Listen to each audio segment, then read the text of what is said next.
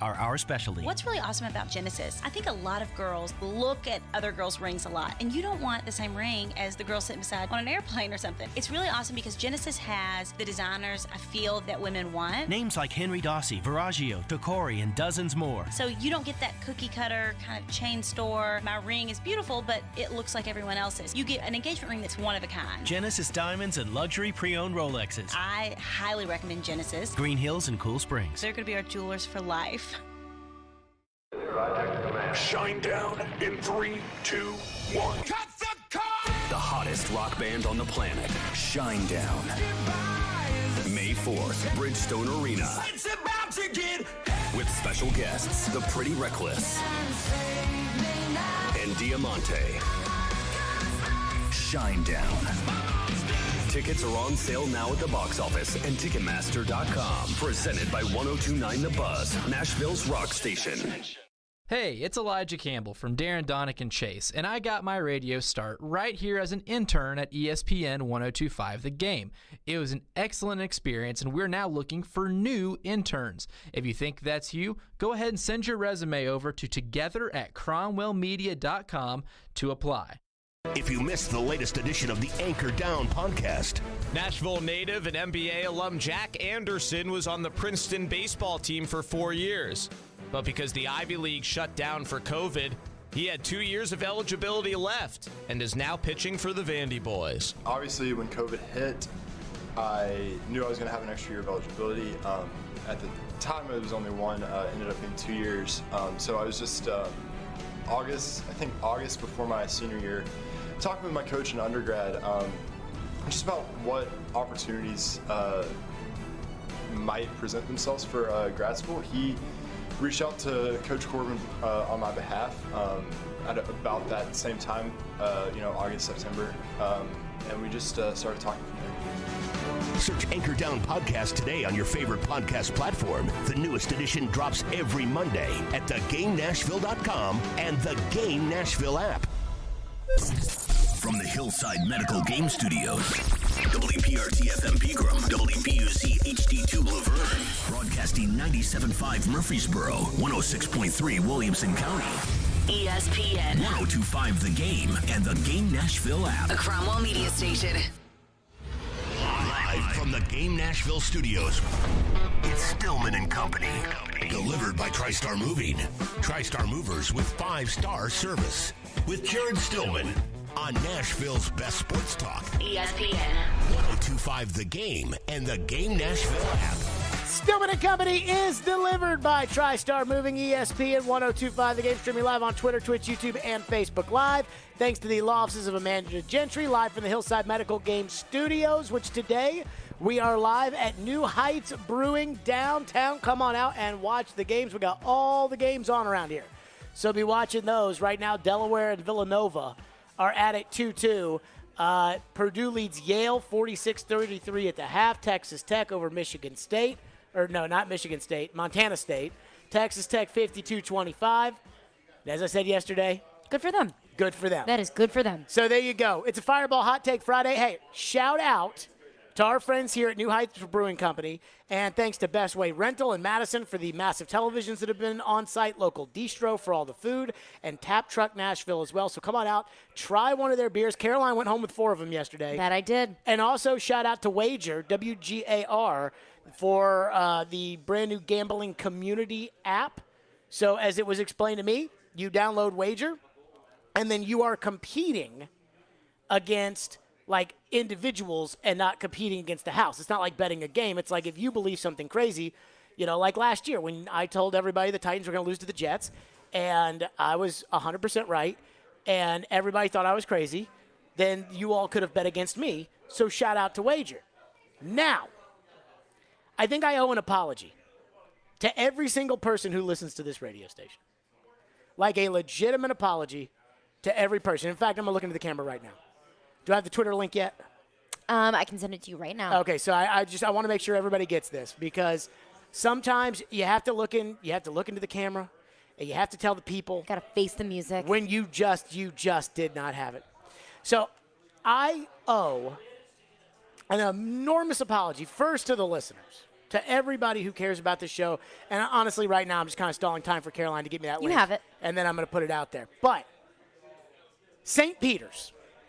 I had never heard of St. Peter's, this college, when it came up Friday, and they said the 15th seed that the Kentucky Wildcats will play, Greg Gumbel's doing it, the 15th seed, St. Peter's, and then they just moved on from it. And I saw it, and I thought, who is St. Peter's? Like, I assume that it's, the same St. Peter from St. Petersburg, but maybe not. Why would you assume that? Because how many other St. Peters are there? I mean, I don't know saints off the top of my head, but I'm sure there's a difference between St. Peter's and St. Petersburg. No, St. Petersburg is a city. Yeah. So my guess is St. Petersburg is like the city that they name after St. Peter. Maybe. So that's my one assumption about St. Peter's. But I don't know anything about St. Peter's. And so we have to do, I'm a proud fan of FanDuel. I love telling you all about FanDuel. They're a proud sponsor of ours. And in the when we do, every week we have to do commercials for FanDuel. And in it, it's always like, give your picks. And so I'm sitting there on Sunday recording these picks after the brackets come down. And the one thing I could think about was when Greg Gumbel flashed up St. Peter's. I'm like, who the hell are these people? I even tweeted it out. Who the hell is St. Peter's? And so I kept saying, Ian, do we have an assortment of these? We do. Okay. Literally like 15 times this week. Both when doing it live on the air and the recorded spots. And I don't know how many times those run. But I literally took a steaming dump on St. Peter's every time that we did it. Here's an example of one. I just found out that this college, St. Peter's, existed for the first time yesterday, so I'm going to spend all of my bonus money on Kentucky because I have never heard of St. Peter's. I didn't even know it was a school. So put your money on Kentucky. And again, I'm a Louisville guy, but who's St. Peter's? I told you I had no idea that St. Peter's was a college until yesterday when I saw they were playing Kentucky. So I got to figure Oscar Shewell will have about 85 rebounds in that game. Go ahead and put all your money on Kentucky. Either way, it's risk-free. And I have told you that St. Peter's, I had no idea who they were. I'd never heard of them. I don't know what conference they're in. And I have done no research since I saw them pop up on the screen as a 15 playing Kentucky. So put your money on Kentucky. And I'm a Louisville guy, so telling you to put your money on Kentucky probably tells you that, hey, I really believe in this bet. I'm telling you, spend the money on Kentucky. Kentucky, Kentucky, Kentucky. Kentucky, because I've never heard of the St. Peter's before. How you bet the bracket is up to you. You can choose from the money line, totals, prop bets, and so much more. I am putting all the money down on Kentucky to beat St. Peter's. I have told you, Kentucky is my choice for the first round games because I've never heard of the St. Peter's who they're playing. When I saw it come up on the selection show, I'm like, who is St. Peter's? And not just the Peter themselves, because I don't even know who that is, but he's got his own city in St. Petersburg. But I don't know who St. Peter is. And I certainly don't know who this school is. Oh, my God. And then they beat Kentucky yesterday. And, like, the whole time I'm watching the game, and I'm like, man, I am disrespecting. I have disrespected St. Peter so bad this week. And here they are in the game. First of all, they're a nice little team. Like, they're not very big, and I don't know how Kentucky lost that game yesterday other than the fact that Calipari has just never been the same since Kenny Payne left his bench to go to the Knicks, who's now the new head coach at Louisville, so maybe that has something to do with it.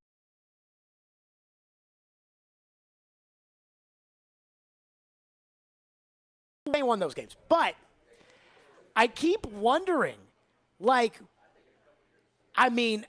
there's two sets of apologies that are due here. The first set of apology that's due is to St. Peter's. I mean, goodness gracious. All that, I've never heard of them. Who's that school? Who's St. Peter? Kentucky, put all your money on it. That's first. The second thing is the audience. I mean, this reminds me of when this stuff became legal. And, like, I think it was 2018 or something, when the Supreme Court said that gambling was legal.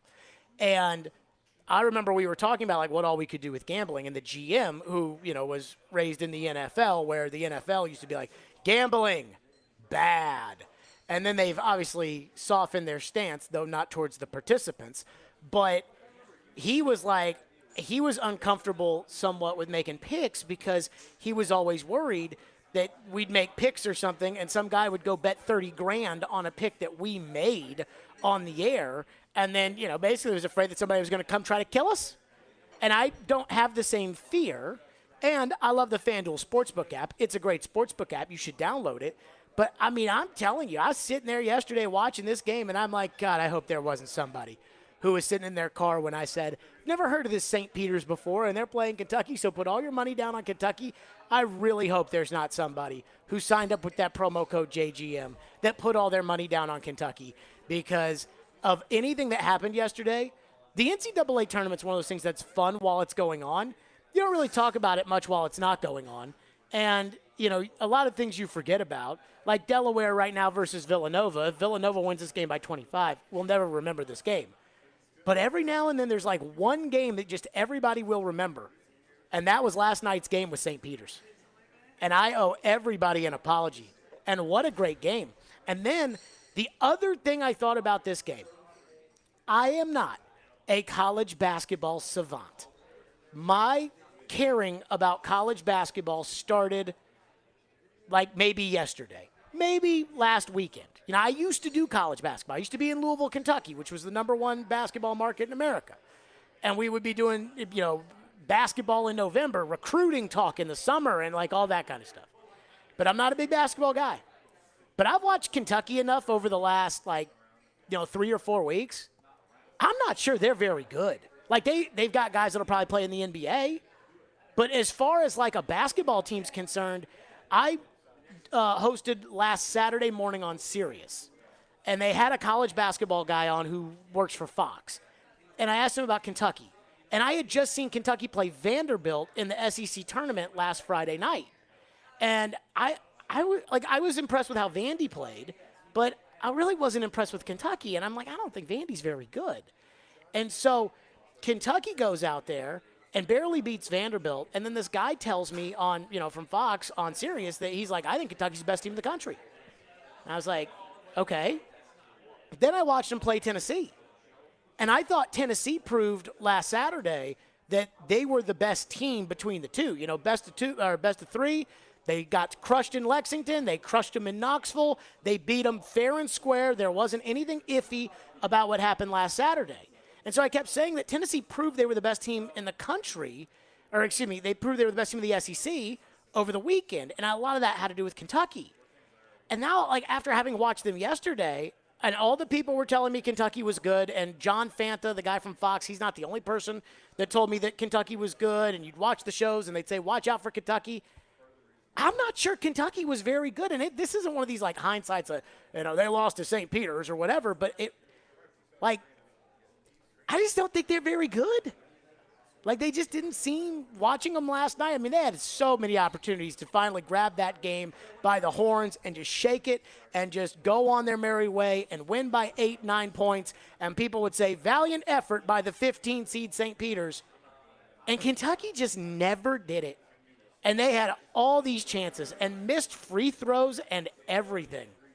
So the biggest loser last night in the Kentucky-St. Peter's game was Kentucky.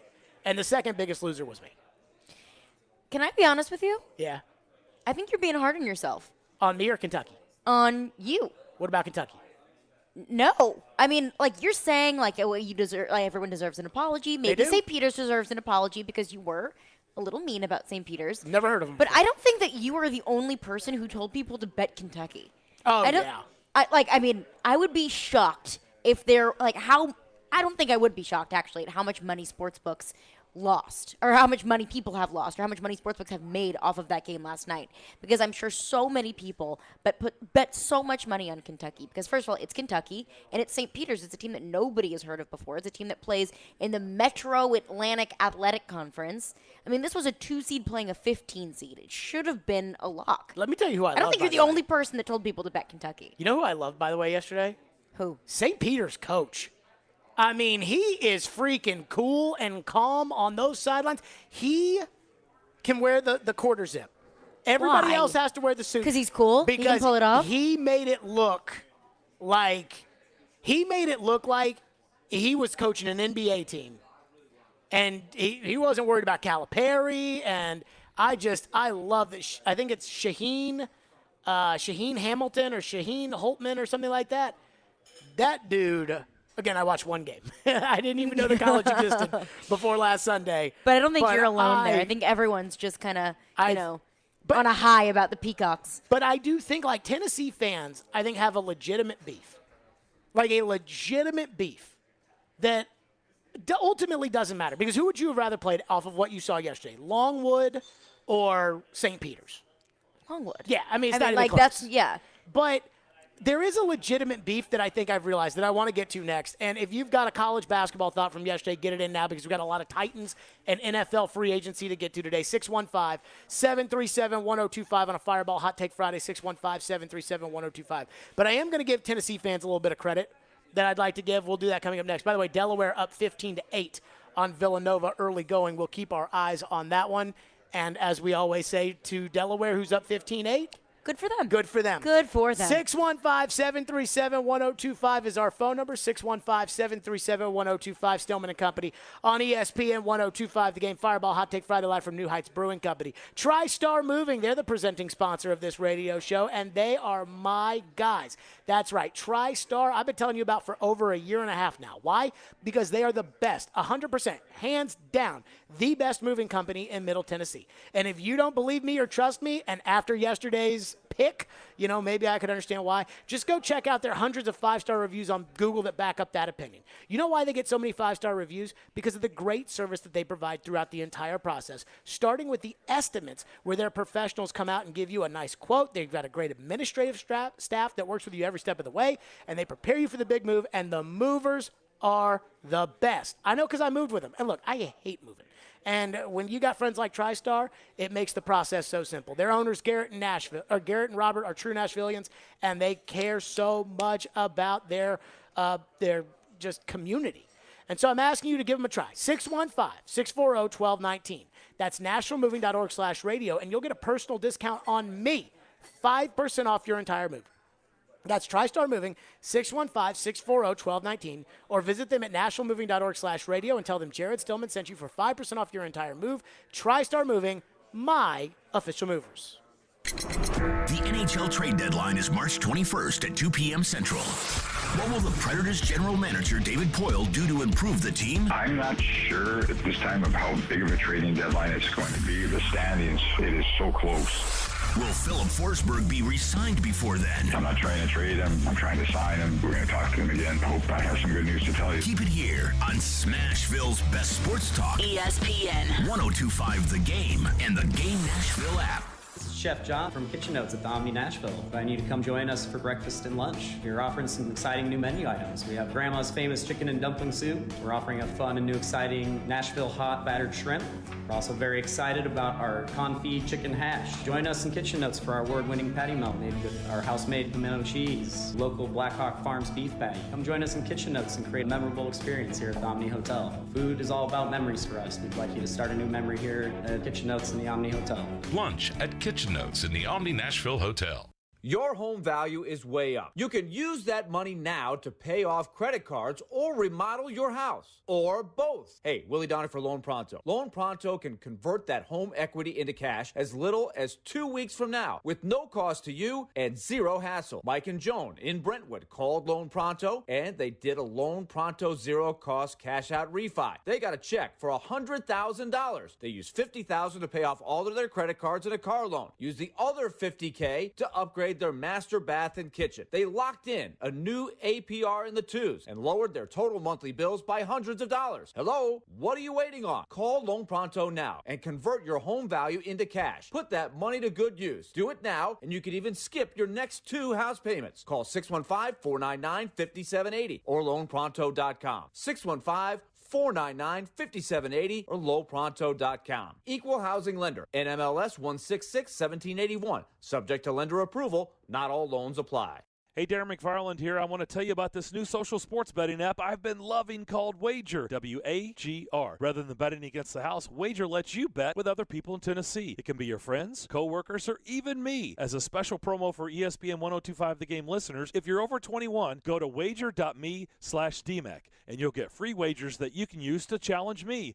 That's WAGR.me/DMAC. Join me and challenge your community, not the house. Please play responsibly. Call 1-800-889-9789 for help. If you've missed any of today's show, Just search Stillman and Company on Apple, Spotify, or your favorite podcast platform. Wheeler gives it up. Brooks, the jumper. No good. You can feel the madness. St. Peter's pulls off the upset.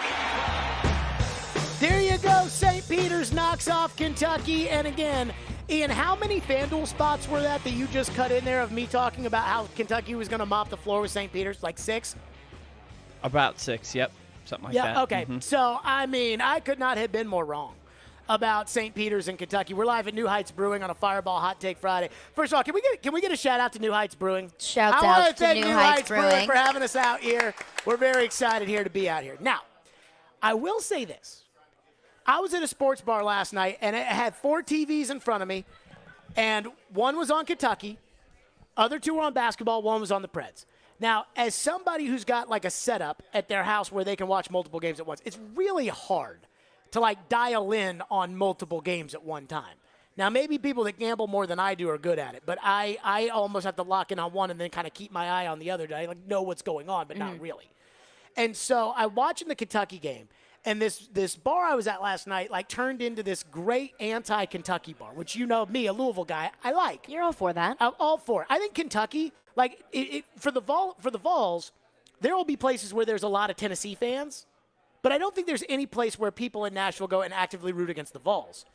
I do think, like, Kentucky, it's like binary. Either you are a Kentucky fan or you want Kentucky to lose. Is that fair? I don't really care about Kentucky. Really? No, I mean, you know, my fandom lies in the other side of the conference. That is true. So I don't really care about what they do.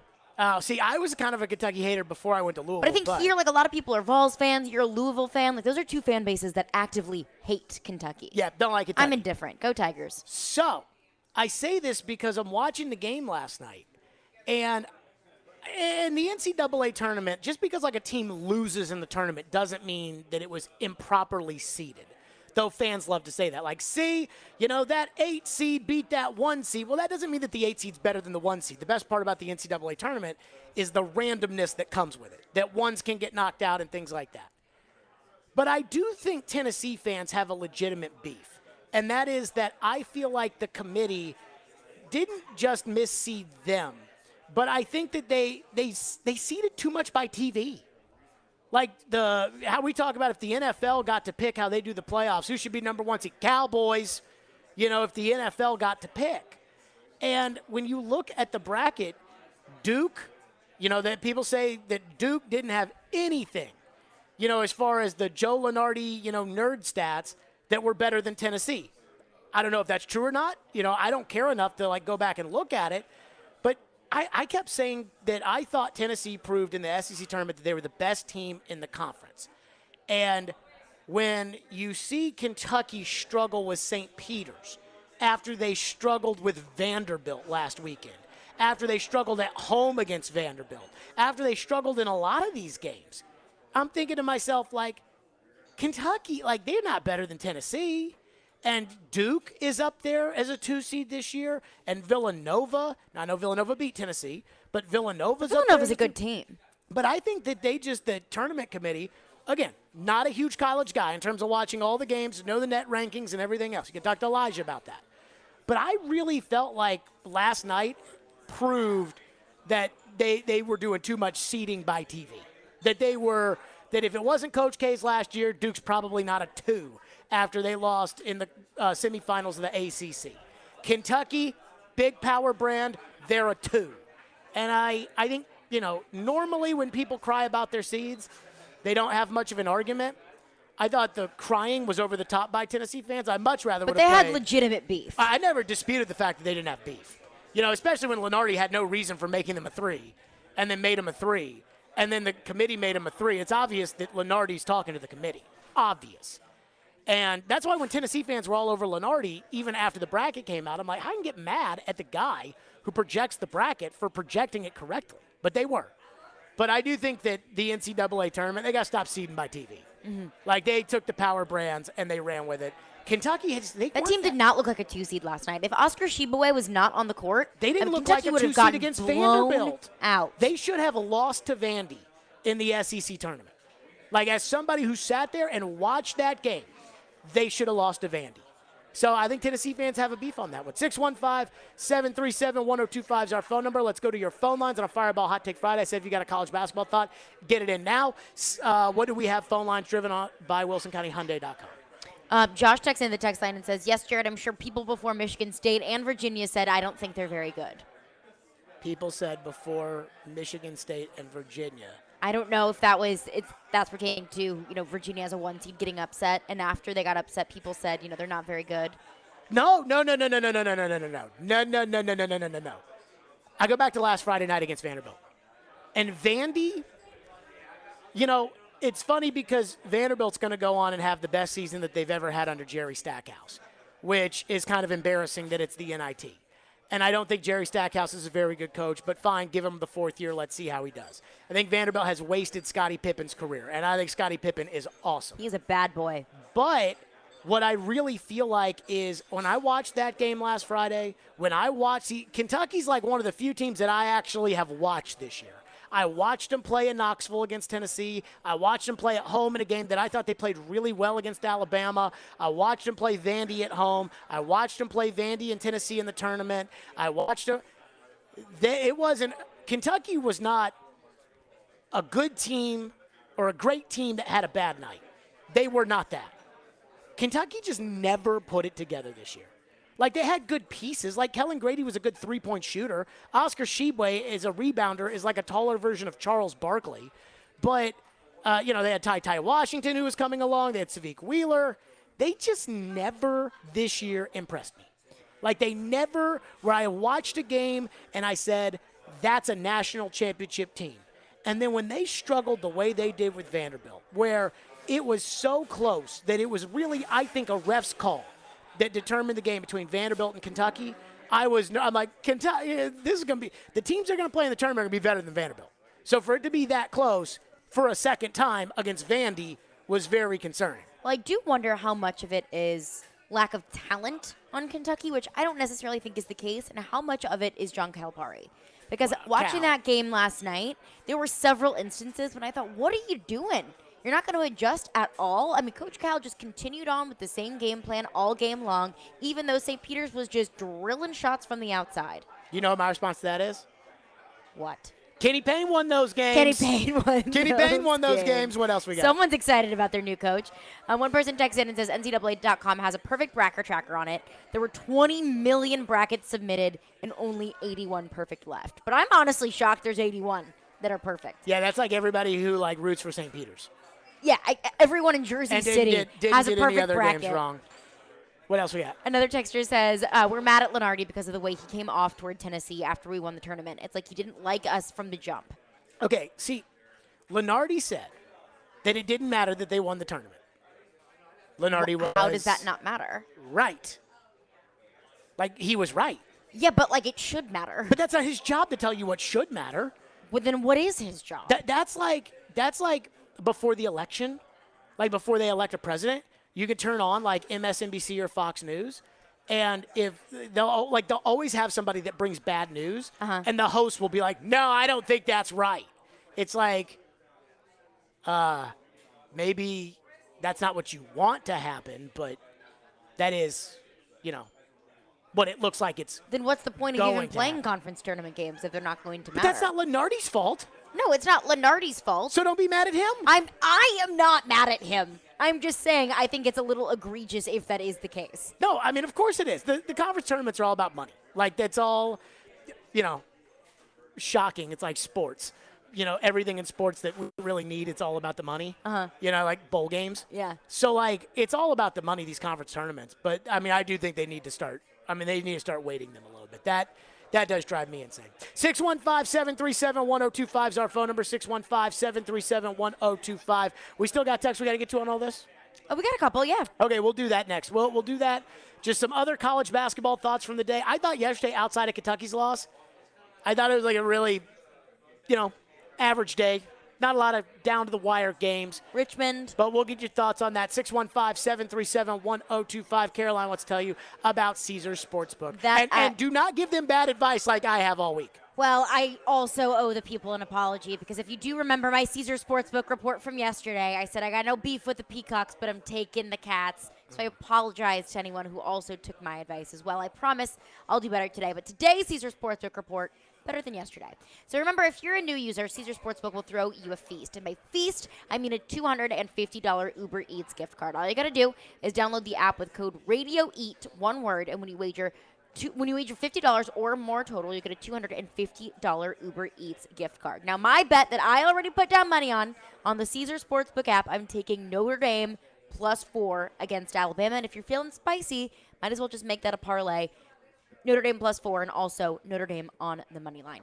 Must be 21, offer valid in Tennessee. Only new customers with eligible promo code only. Real money wagers only that have minimum odds of -200. $250 gift card redemption code and steps to redeem gift card will be sent via email within 72 hours. See Caesars.com/promos for full terms. Void where prohibited. Gambling problem? Call or text the Tennessee Red Line at 1-800-889-9789. Caesars Sportsbook. Download it, people.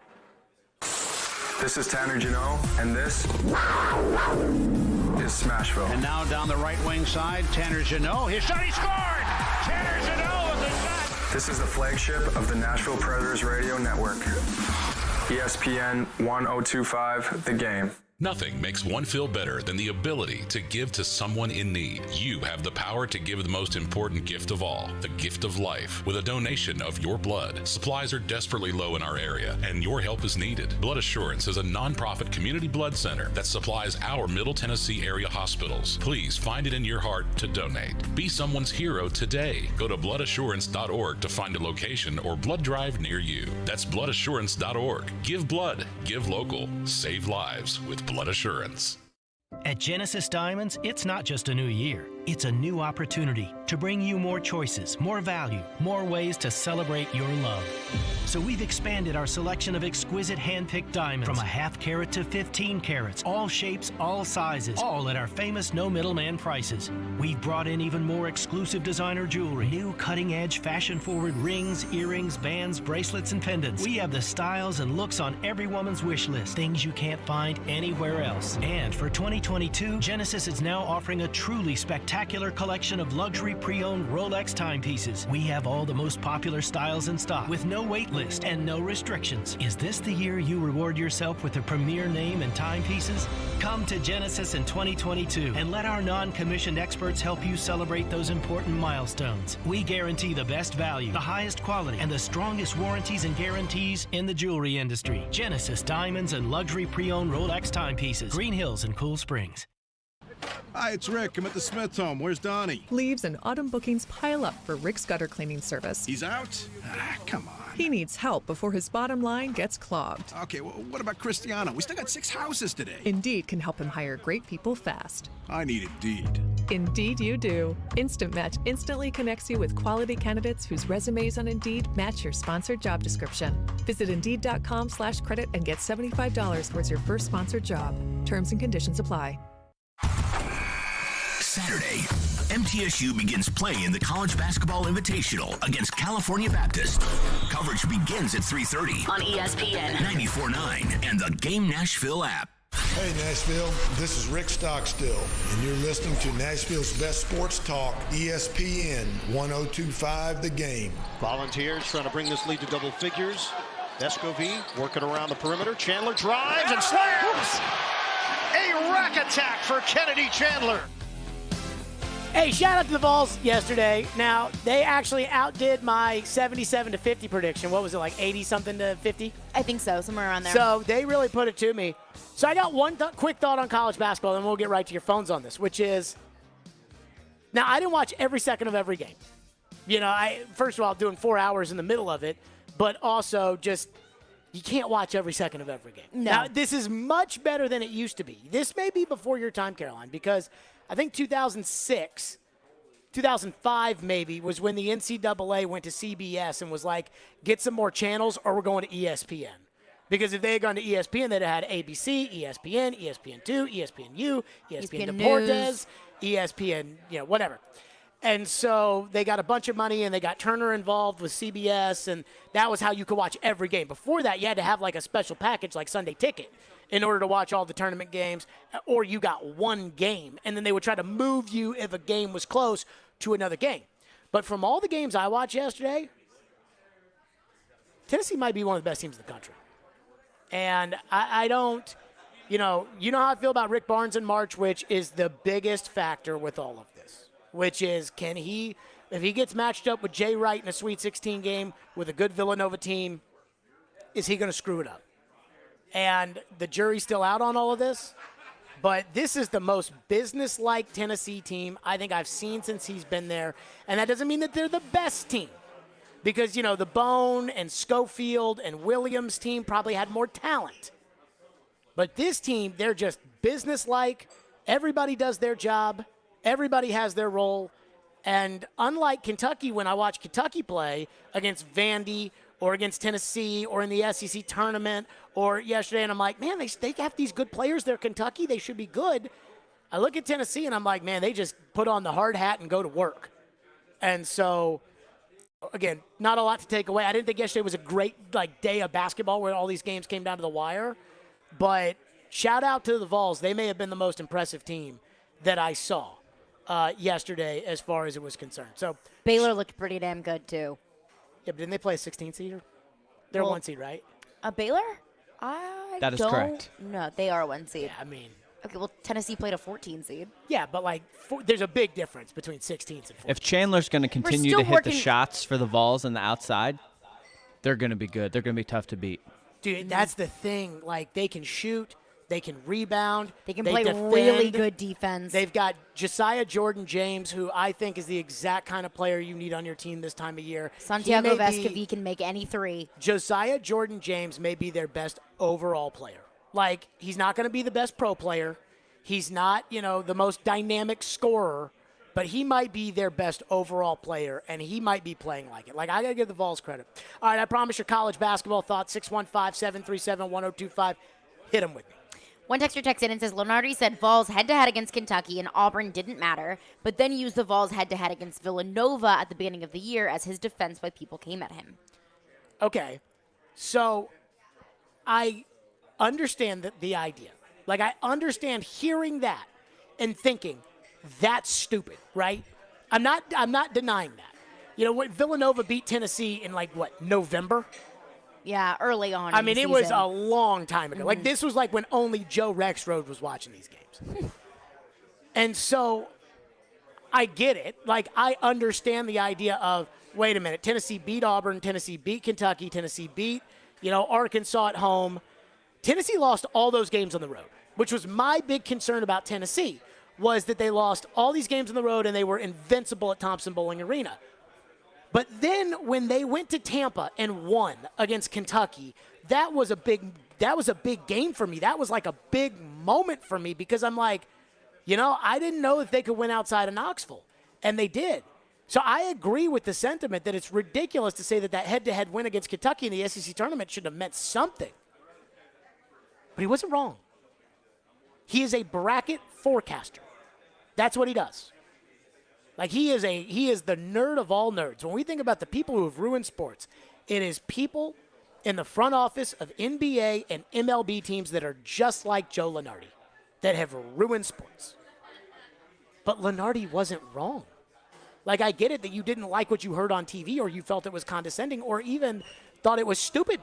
Well, I think a lot of Tennessee fans view Lunardi as the face for the 3 seed. He is the one who broke it down. He's the one who broke down why he cheerled for it, and they made it a 3 because Lunardi said and he's the one person that they can look at and point a finger and say, this is because of you. Because who else are you going to blame? The NCAA? Well, that's the selection committee? That is who you should blame. Well, I think that they're looking at Lunardi and they're saying, this is the one person that we feel like we can point fingers at. But that's wrong. His opinion doesn't matter. But I would say this about the whole, this reminds me of, right now, when somebody says, oh, this team can't afford this player in the NFL because of the cap. And it's it ain't the cap's fault.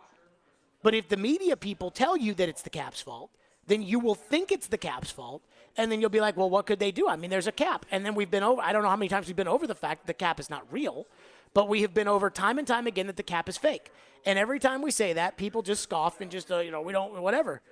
But Lunardi actually gave you the information. Like, he gave you what was going on, and Tennessee fans like, Lunardi. And, I mean, it'd be easy to sit there and do this if Tennessee ended up being a 2 seed, but he correctly forecasted the bracket. But you're the one who said he's probably speaking with the selection committee. You got to think so, right? I mean, yeah, but so that does that really make him right, or does that make him more of a representation of why Tennessee was a 3 seed? Well, I mean, carrying water's gotten a lot of people jobs, especially people, in this But that doesn't make it right. And I don't know if he was carrying water for him or not, but I do think he's talking right. I mean, it sounds like it. Okay, yes. What's next? We have Kentucky fans weighing in. Please. Let them know this. Kenny Payne won those games. That's all I want them to know. Continue. And in response to that, one Kentucky fan says, "You sound like a typical Louisville loser. Hate us because you ain't us." Hey, you know what? I don't hate you today after you lost to a 15 seed and we got Kenny Payne as our coach. On to the next one. Another Kentucky fan says that loss wasn't on Cal. Minus Sheboy and Keon, everyone else combined was like 5 for 40. That's on the players. Cal is the reason we get all the first-round prospects. If we lose Cal, we lose the player, then we'll be just another regular team like Tennessee. So, I would Shots say fired. This. I would say this. Well, Tennessee's still in it, so. And I have no idea how Kenny Payne's going to do at Louisville, and I have no idea. The one thing, Gentry has to text me because he used to write for the Courier-Journal up there in Louisville. And so Gentry got there right after I left on the radio. But so we kind of had that in common when he moved here. And I got to rip Gentry's rear end about a column he wrote anyways. Oh, boy. But Gentry texted me the other day, and he was like, what do you think of the Kenny Payne hire? And I was like, the guy who did the hiring, who's the athletic director there, I would trust with my life. And I truly mean that. So if he likes Kenny Payne, then I'm on board on the Kenny Payne thing. I will say this about Kentucky. They look like a team full of really good players that don't play very well as a team. And I look at Tennessee, and I think Tennessee's the opposite of that. Like, how many guys on Tennessee's team are like legit, bona fide NBA players? And it's hard to judge because Josh Richardson is a bona fide NBA player, but Admiral Schofield is not. So it's hard. I'm going to say that Kennedy Chandler is going to play in the NBA, and I have to believe that Josiah Jordan-James is probably going to play in the NBA too. John Fulkerson might be in the NBA, but he's not going to be, he'll be a 10-day contract guy or, very, very, very bottom of the bench guy in the NBA. But they just all play so well as a disciplined team. They just play like a team. And Kentucky all season, it felt like, from the games I watched, and again, I'm not a basketball Benny over here, but it felt like they never really truly played as a team. And let's not kid ourselves. Losing in the NCAA tournament with the better team is somewhat of a hallmark of Calipari. And I'm not, look, I don't hate Calipari like a lot of Louisville fans did for a while. I think we all hated Calipari because we thought he was cheating, and then we found out that we were cheating.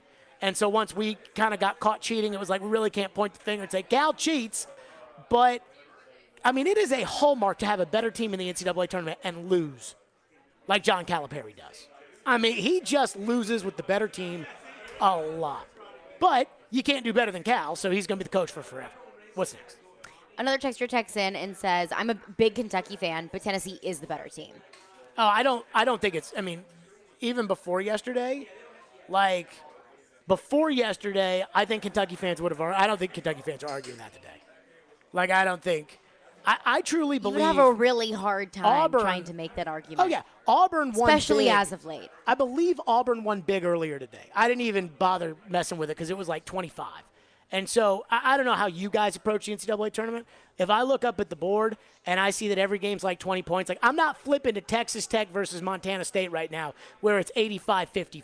Yeah, no thanks. And so Auburn was like that earlier today. So I didn't watch Auburn. They won 80-61 against Jacksonville State. I didn't watch that game. But I'm convinced Tennessee's better than Auburn.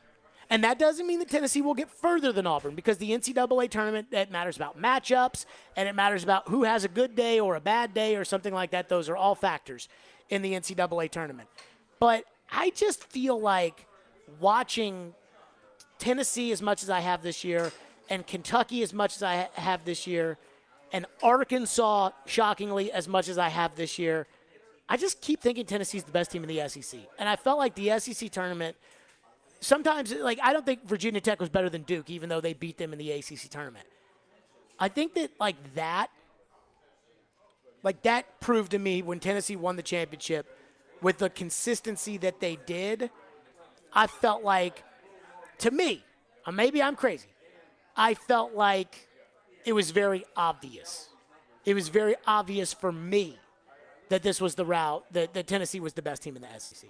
615-737-1025 is our phone number, 615-737-1025. Have the Titans made any news lately? No, they have not. And I wonder if they're following a very specific plan. I'll explain. We'll get to that next. Go to thegamenashville.com. Check out Nashville's best deals. This week's new deal is half off a $50 gift card for Bavarian Beer House at Opry Mills. Bavarian Beer House is Nashville's only authentic German beer hall and is a place full of fun, food, music, and most importantly, beer. Enjoy traditional German bratwurst, schnitzel, giant pretzels, and more in an Oktoberfest-inspired space. Visit beerhousenashville.com for their live music schedule. Head to thegamenashville.com/deals to get a $50 gift card for only $25 to Bavarian Beer House while supplies last. From Fox 17 News, this is a Code Red weather alert. I'm Fox 17 News Code Red meteorologist Dan Guthrie. Scattered showers and thunderstorms possible this afternoon and evening. A few of these could be strong to severe. Main threat is for damaging winds. This weather report brought to you by Hiller Plumbing, Heating, Cooling, and Electrical. Call the Happy Face Truck today.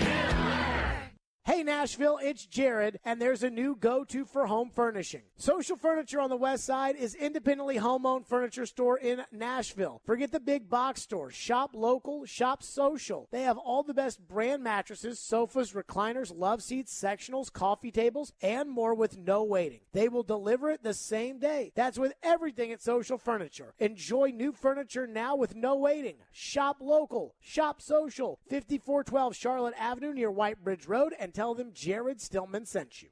Sheet Metal Workers Local 177 is looking for the next great skilled construction tradesman out there. Are you unhappy with your current situation and seeking a better opportunity? If you have prior years of experience and are getting overlooked, it's time to advance your career and start your journey with Smart Local 177. They offer great benefits and job opportunities that are waiting for you. Further your career in the construction trade industry at sheetmetal177.com or call 615-292-0587. An equal opportunity employer. Houston Clinic Orthopedics at Tristar Hendersonville Medical Clinic offers world-class orthopedic care. The doctors at this location specialize in hand, knee, shoulder, hip, foot, ankle, and spine, and general orthopedics. They accept walk-in and same-day appointments. Get back to enjoying life. Schedule your appointment online at tn.houston.com or just walk in to Houston Clinic Orthopedics at Tristar Hendersonville Medical Clinic. When experience matters, trust Houston Clinic Orthopedics. Hey, Robby Stanley here to tell you can start your bracket with a bang. Right now, FanDuel Sportsbook is giving new customers a $150 instant bonus guaranteed. That's right, you'll get $150 in bonus site credit, and all you got to do is place your first bet of $5 or more, and how you bet the bracket is up to you. You can choose from the money line, totals, prop bets, and so much more. So maybe you like the Vols as a 3 seed or Kentucky as a number 2 seed. I think the Vols have what it takes to get to a Final Four, but you take it any way you want to take it. It's the best time of year, plus with cash out the balls in your court, so you can close out your bet whenever you want before the game is over. So join FanDuel today with promo code ROB. Then you can place your $5 bet to score $150 in bonus site credit guaranteed. Once again, that promo code is ROB, exclusively on the FanDuel Sportsbook app. Must be 21 or older and present in Tennessee. First online real money wager only. $10 first deposit required. Bonus issued is non-withdrawable site credit that expires 14 days after receipt. Restrictions apply. See full terms at sportsbook.fanduel.com. Got a gambling problem? Call the Tennessee Red Line at 1-800-889-9789. Unleashing journalism. They are 2 scores behind you. The math says that increases your chances of winning. With sports fandom. I stayed up till 1:30 in the morning, just emotionally numb from Titans and Packers. And sarcasm. You guys are the worst. Robby Stanley and Joe Rexrode are Robby and Rexrode. No duh. Weekday mornings from 6 to 10. Brought to you by Little Guys Movers on Nashville's best sports talk. ESPN 1025 The Game and the Game Nashville app. Watch live on Twitter, Twitch, and YouTube. This is Stillman and Company. Delivered by Tristar Moving. All right, we're live at New Heights Brewing downtown on a Fireball Hot Take Friday. Got a nice little packed crowd today. Everybody, there's still spots for you, though, so come on out and say, hey. Breaking news. Who is reporting this? Adam Schefter. Okay, give it to me. Per Adam Schefter, Deshaun Watson has decided he wants to play for the Cleveland Browns in a stunning change of events. Per sources, Watson has informed the Houston Texans that he now is willing to waive the no-trade clause in his contract to be dealt to Cleveland. Okay, so that basically means Deshaun's going to the Browns. Yes. That means Baker Mayfield is now a free agent. He's on the market. I'm sure they're going to trade him. Well, and so now the question has to be, what are the Texans getting in return? Baker? Because I don't know if they're getting Baker. Are they? That's what I'm asking. I don't know. That would feel like the most plausible scenario, right? You get our quarterback, we get yours, and then something else. But it's got to be Baker and something else. Baker in a first, Baker in a second, Baker in another player. Oh, Baker in a first is not. It's got to be Baker in like 3 firsts. Baker in 3 firsts. I'm going to guess. That's dramatic. I'm going to guess that the deal, and I don't know what they think about Baker Mayfield. Here's an interesting element to this. There were these random reports. Now, this was when the Patriots were still good. But the Patriots had 2 first-round picks in that 2018 draft. And they ended up taking Sony Michel, the running back out of Georgia, and Isaiah Wynn, the tackle out of Georgia. And there were reports that had come out from, the insiders that said New England was trying to find a 3rd first-round pick, and they were going to go up and get Baker Mayfield. Now, what that would have done with Brady, I don't know. How that all would have fallen out. And again, Belichick would never, say that they were going to do that to move up and go get Baker Mayfield. But that was the report, was that they had talked to the Browns, and the Browns told them it would take 3 ones to get up to number 1 and take Baker Mayfield. And I think one of those ones had to be in the top 10. So they had to figure out how to get in the top 10, and they had to have 2 other ones, and then they could move up to get Baker Mayfield, and at least Belichick had thought about it. Nick Caserio is the general manager of the Texans. He was the number 2 in New England when all that went down. So the question then has to be, what do the Texans think of Baker as it compares to Davis Mills? Now, obviously, there's a lot of shine off the apple as far as Baker is concerned, and he's playing on the 5th-year option. So if you were to bring him in, it's a 1-year prove-it deal, and if Baker proves it, then you have to give him a huge contract, and if Baker doesn't prove it, then you have to move on from him, and he's not going to be your quarterback, and you don't have the year of Davis Mills. Now, I feel like they want to see if Davis Mills can be their quarterback, but maybe it's posturing. Maybe they wanted a quarterback in return. This is what my gut tells me. Deshaun Watson goes to Cleveland. Baker is not part of the package. Baker goes to Indianapolis for the picks that Indianapolis got in return for Carson Wentz. Then what does Houston get from the Browns? Houston will get their first this year, their second this year, their first next year. Second next year? Their second next year. Late round picks and probably a player or 2. But it's got to be like a good player. Like it's not like a Nick Chubb. Yeah, but younger. So I don't know who have they picked in the last couple of drafts in the first round, and are those guys any good? I don't even know who they picked. I don't even know. So, and I think they sent their first rounders. I know that they sent a first rounder in the Odell Beckham trade, so they didn't pick anybody in 2020, I believe, in the first round. So I don't know what young players they have on their team that are technically young. And by young, I mean cheap. But I'm guessing they're going to try to take players like that. So maybe, not Wirfs, who's the other one? Jedrick Wills, the tackle? Maybe that. Greg Newsome, they picked last year. Put him in there. Owusu Koromoa, they also picked last year. But I don't think they're taking Baker back on this deal. So, and maybe Houston doesn't. The way it was told to me was that Deshaun Watson, before he could even meet with the teams, they had to essentially approve the trade ahead of time. So that by the time that the owner of the team and the owner and the coaches and the GM sat down with Deshaun, that it was already green light from the Texans. If that's the case, then that means Deshaun Watson goes to the Browns. And if Deshaun Watson goes to the Browns, now the AFC North, I mean, thoughts and prayers if you're in that division. The AFC West, which just got Devontae Adams, thoughts and prayers if you're in that division. T's and P's. And then there's you in Buffalo. But then there's probably Baker Mayfield to the Colts, which Chris Sanders said, he wasn't all that worried about the other day. Ian, what's this latest that we have on the reporting element of the Deshaun Watson news? Well, Adam Schefter is saying the Browns are giving Deshaun Watson a new deal as well. $184 million over the first 4 years is a $48 million raise over the $136 he was scheduled to make. Jesus. Wow. I mean. Oh, my gosh. I mean, well, you know what? Cleveland, they've been searching a long time for this. Now, they could have drafted Deshaun Watson, but they obviously did not. But they've been, But I always go back to with Baker, like if he does go to Indianapolis. What a fake cap. It would make you think, oh, Baker Mayfield, whatever. He's been trashed the past couple of years in Cleveland. I would be a little bit nervous that in a competent organization and with enough playmakers around him, that he could actually be pretty good. Yeah, But I also think it's equally as likely that he's just trash. Except that Indianapolis is not. Like, Indianapolis borders on a competent organization. But Houston Cleveland is has incompetent. put Baker Mayfield through the ringer. Sure. But that doesn't mean that, the Colts are a much, much better organization. The Colts have lucked It's into... a fresh start. It's they've something lucked new. into Peyton Manning, and they lucked into Andrew Luck, and they've been pretty terrible outside of that. But I'm more focused on this Deshaun thing. So if they're already giving him the contract, Ian, that's done, right? Like, Deshaun is officially... he's not officially a Brown, but he's a Brown, right? They're saying it's full 5 for $230 fully guaranteed.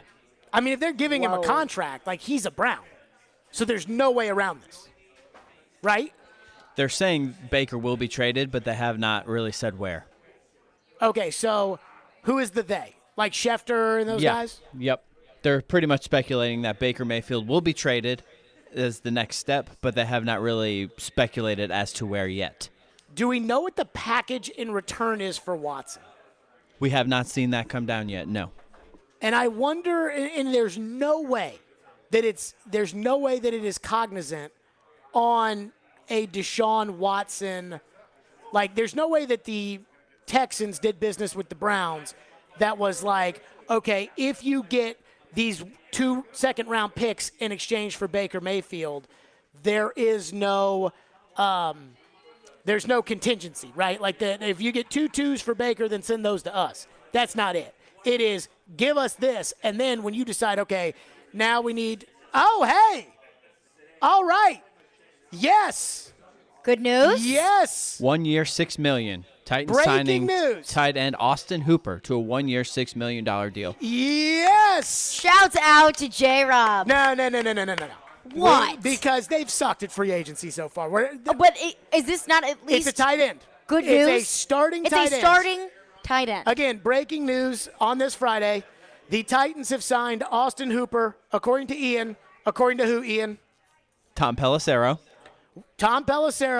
1 year, $6 million for Austin Hooper.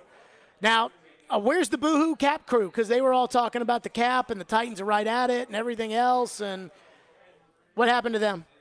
What happened to the Boohoo Cap crew? They're going to be very upset about this. They'll figure it out. This is going to go over the cap. They'll figure it out. It's going to go over the cap. They'll figure it out. What about the cap? I am worried about the Titans. You know what I say about the cap? The salary cap. You know what I say about the cap? What's that?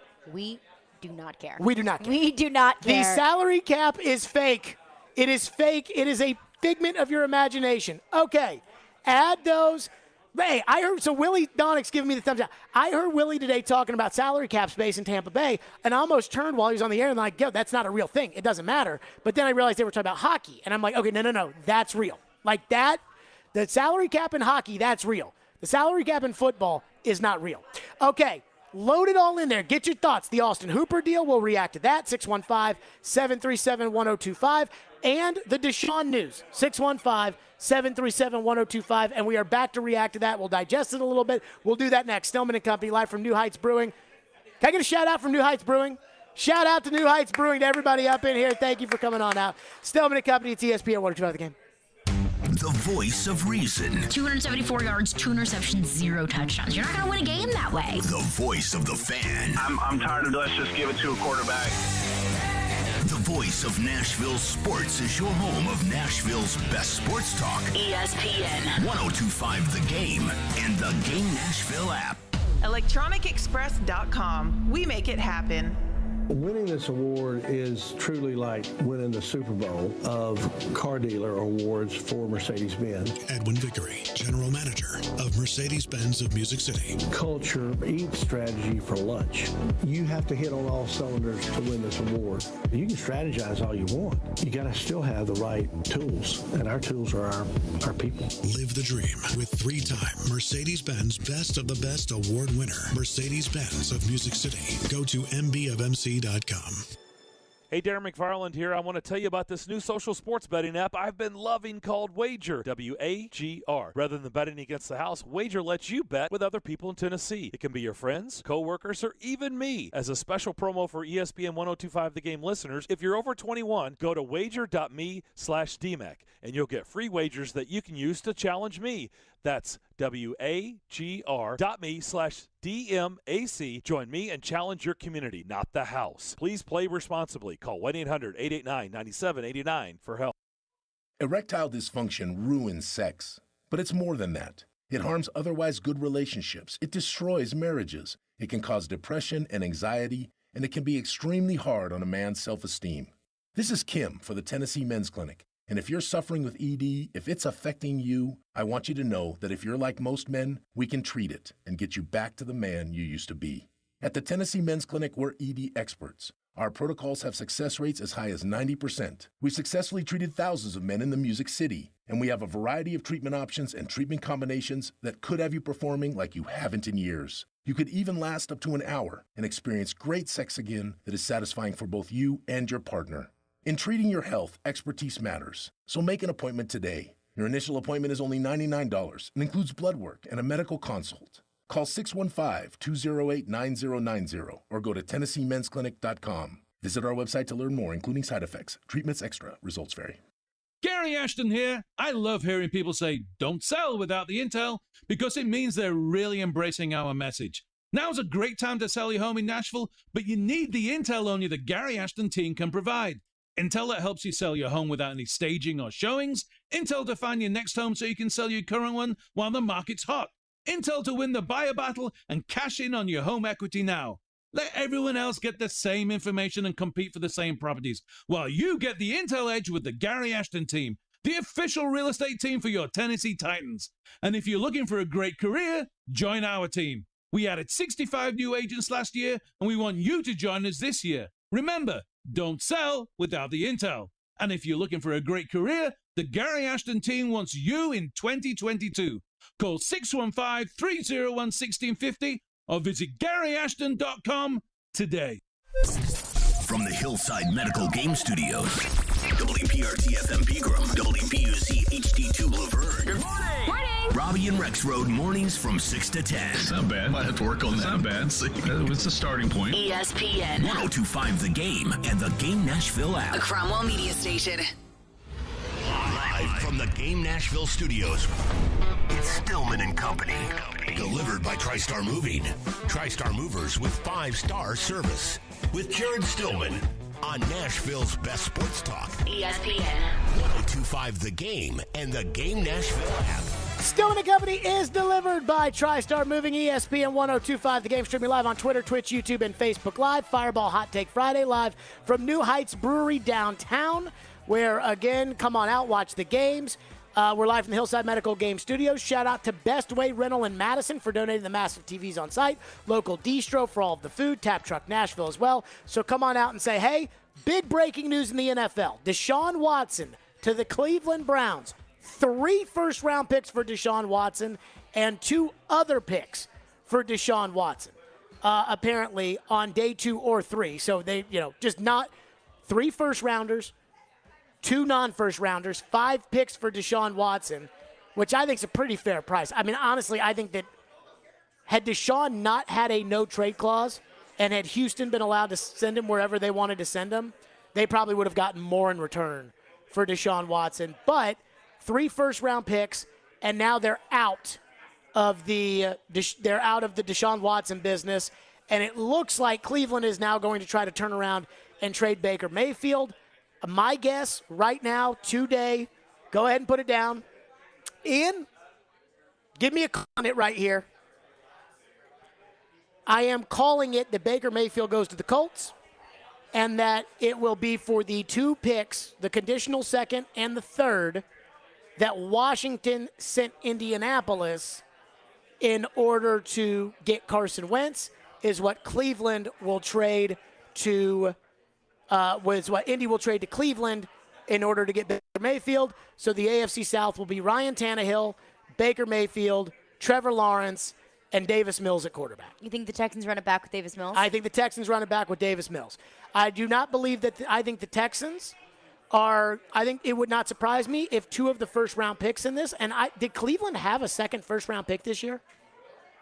Not that I could find. No. I don't believe so. So then it would have to be 3 first-rounders in consecutive years. So it'd have to be 22, 23, 24, unless they had somebody's first-rounder for next year. My guess is the Texans will operate 1 year with Davis Mills, and they will determine whether or not Davis Mills is a legitimate quarterback. And if Davis Mills is a legitimate quarterback, then they will pick players to go in those spots around Davis Mills. And if Davis Mills is not a quarterback, they will bench him in the middle of the season, put some scrub out there, and lose on purpose to draft Bryce Young. That's my theory. So they look at it as this is our path to getting the quarterback eventually, one way or another. The Titans have signed Austin Hooper to a 1-year, $6 million contract.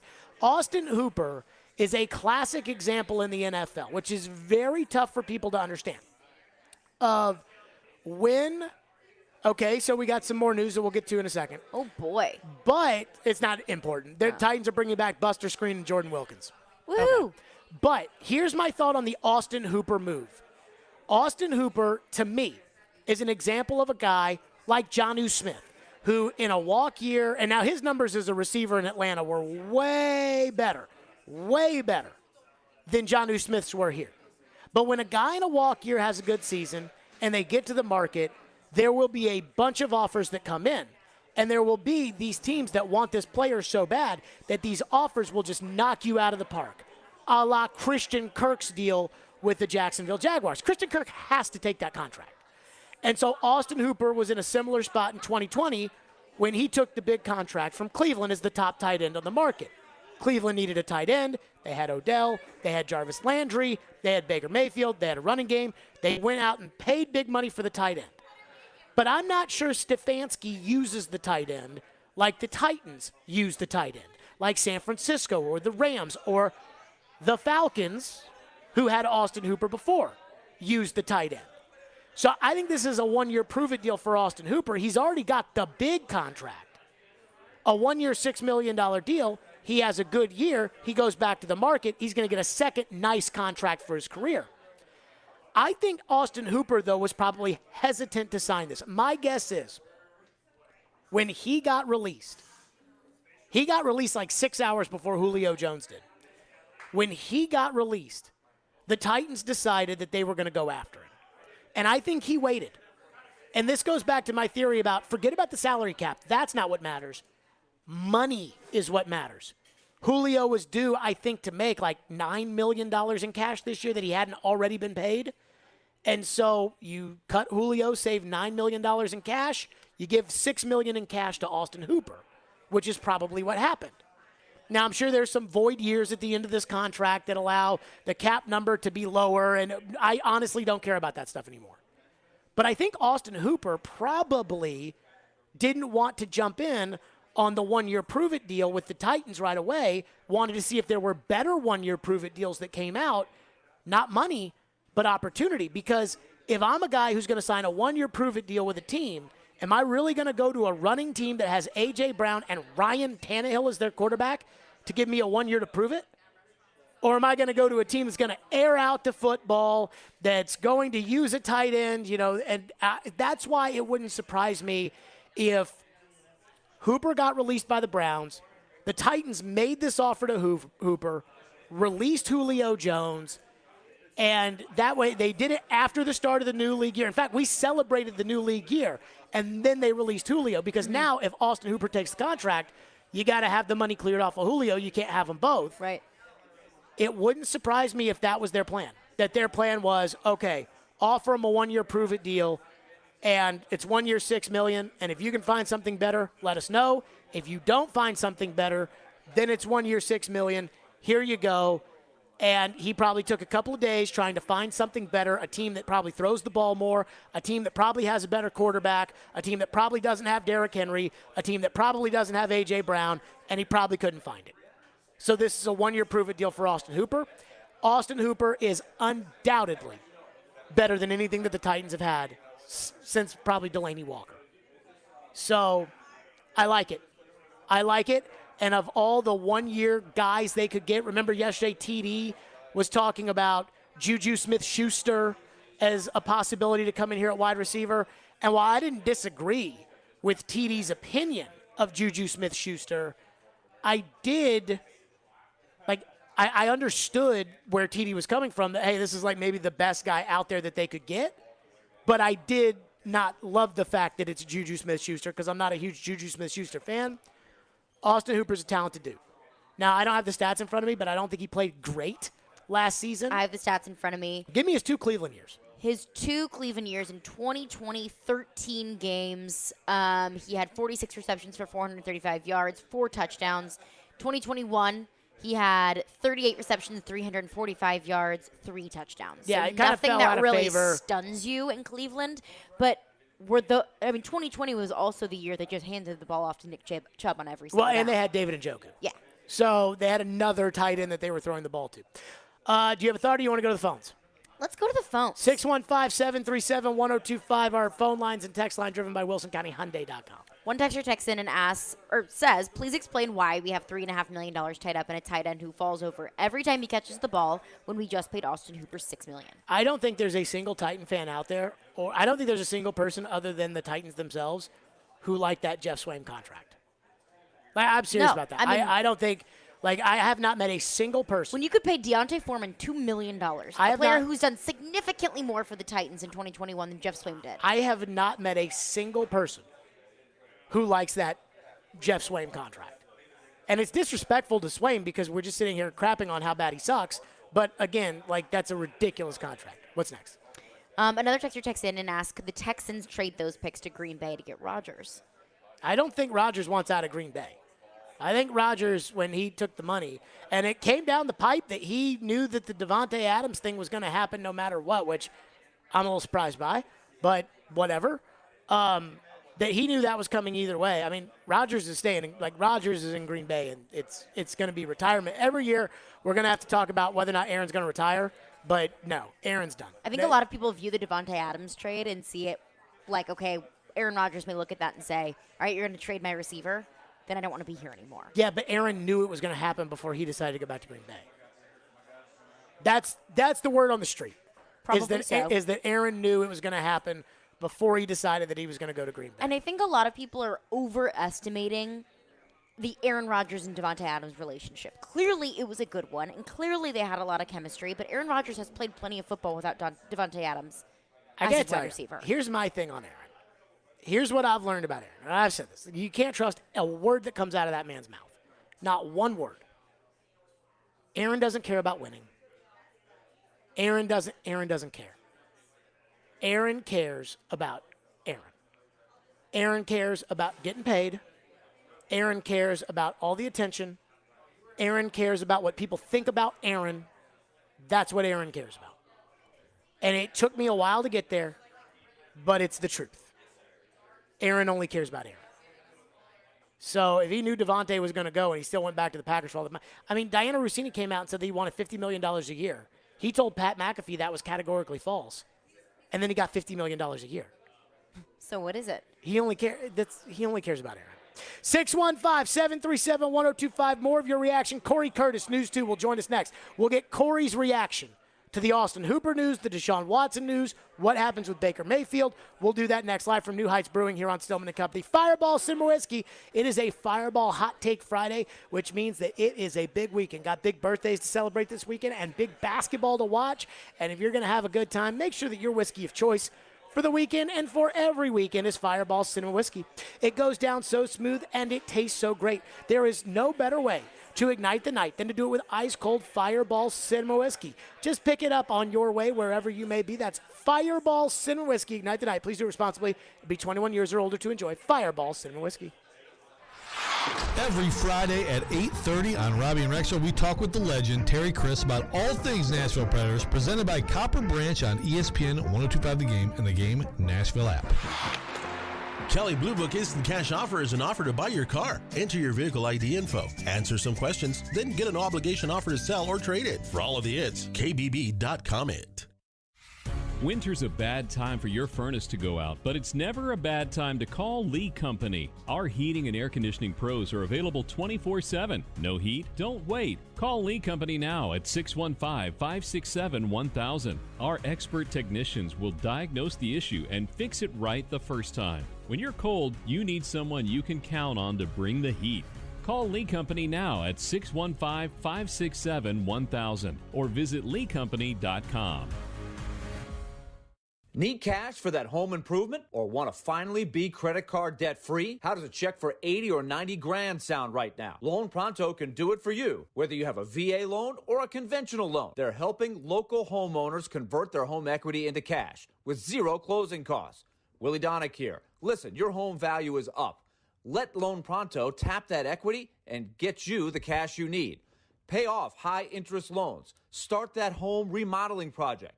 Veteran homeowners are really loving this because with a VA loan, you can tap 100% of your home's equity. That's a ton of cash. Loan Pronto's all-digital process makes it fast and easy. They are doing loans with APRs in the 2s. And if you call now, you can even skip your next 2 house payments. Call now to see what your options are. Loan Pronto, 615-499-5780 or loanpronto.com. That's 615-499-5780. Equal housing lender, NMLS 166-1781. Subject to lender approval. Not all loans apply. Hey, I'm Andy. If you don't know me, it's probably because I'm not famous. I did start a men's grooming company called Harry's. The idea for Harry's came out of a frustrating experience I had buying razor blades. Most brands were overpriced, overdesigned, and out of touch. At Harry's, our approach is simple. Here's our secret. We make sharp, durable blades and sell them at honest prices for as low as $2 each. So much that we do some crazy things, like buy a world-class German blade factory.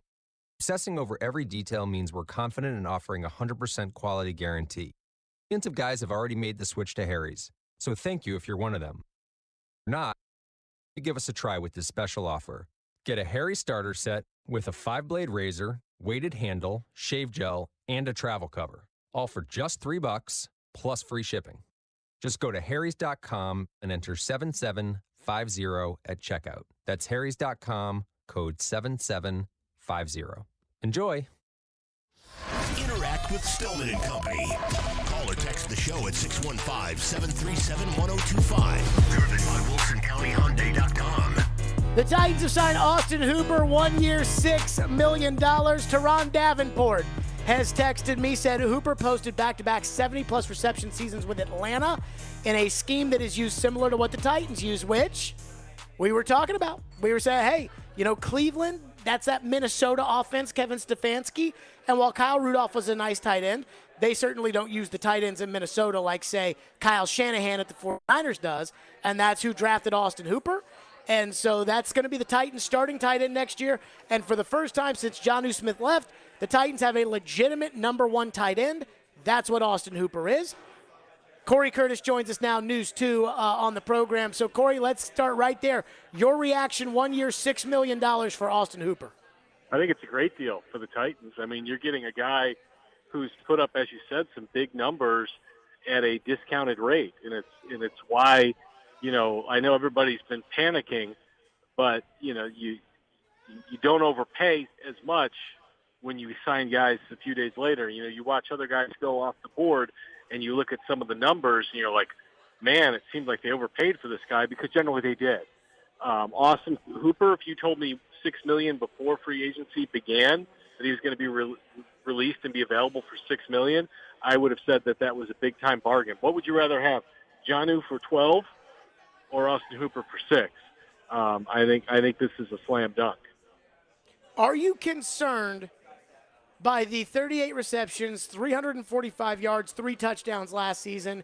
He fell out of favor in Cleveland. David Njoku overtook him as tight end 1 there. Is that at all a concern for you? No, because their quarterbacks didn't play at a particularly high level in Cleveland, and I don't feel like, when OBJ didn't perform at a particularly high level in Cleveland and managed to do okay with the Los Angeles Rams. And I'm not one to say, like, you remember when the Dolphins picked up Isaiah, they're like, well, they'll fix him. I don't think that Austin Hooper needs to be fixed. I just don't think he got used all that much. Just like, Njoku may have passed him up, but go look at his numbers. It's not like he got used to death. I thought the Browns overpaid in keeping Njoku.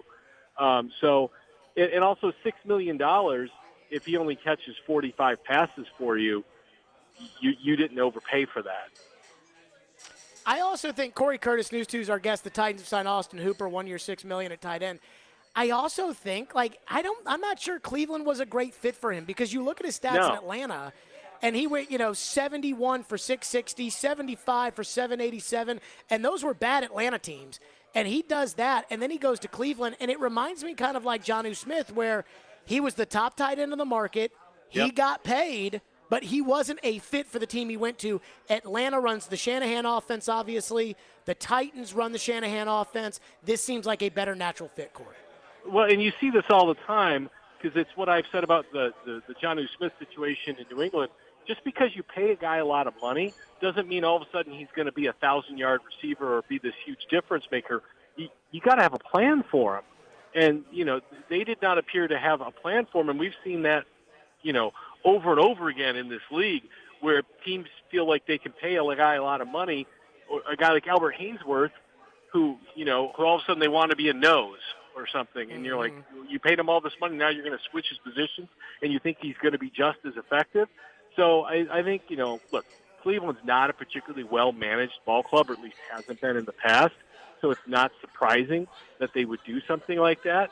And like I said, if it is on Austin Hooper and his play level has dropped considerably, the Titans didn't get taken to the woodshed on this deal. Like I said, 1 year, $6 million. I think that's a bargain rate for a guy who can give you 10 yards a catch, make plays downfield, also a little bit bigger in the blocking scheme to potentially help you out there.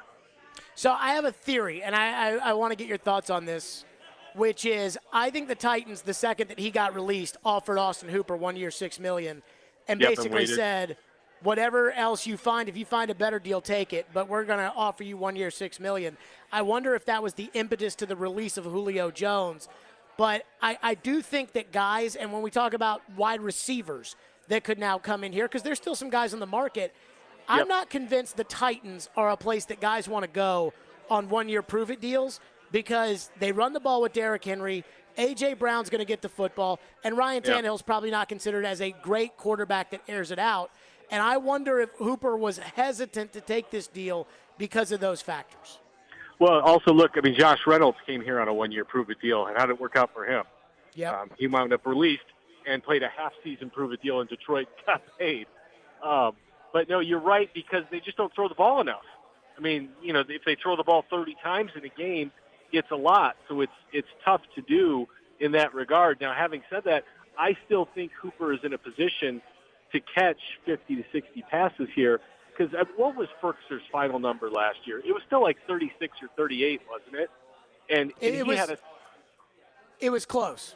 Yeah, and he had a terrible year, and he was still close to that 40 number. So I think even a reasonable year for Hooper, he could still catch 50 passes for 600 yards and really help this football team. Because like I said, Jonnu Smith never went over 500 yards and still really helped the Titans be a better team. So Hooper can do that too without necessarily catching 70, but I do think he could be in a position to catch 50 to 65. Corey Curtis, News 2, is our guest. Where do the Titans go from here now that finally it feels like they've got an answer at tight end? Yeah, well, I think they've still got to draft a tight end for sure, especially with Hooper on a one-year deal.